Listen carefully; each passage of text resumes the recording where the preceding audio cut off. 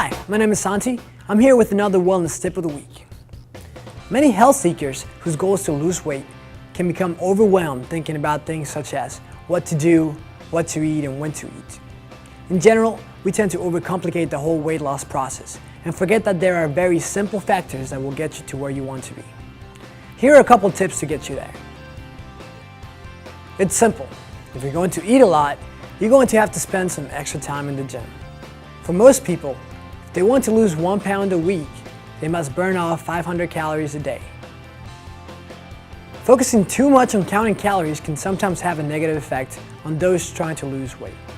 Instead, make it a goal to eat foods that have zero trans fat and low saturated fat, and foods that are rich on protein, vitamins, and minerals.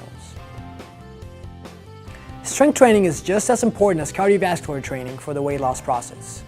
The great thing is that after just 30 minutes of strength training, your body continues to burn calories throughout the day. This is the hardest thing for many. Don't get discouraged just because you don't see results right away. If you're eating right and you're getting the most out of your exercise, at least 3 days a week, you will begin to notice progress between 4 to 5 weeks.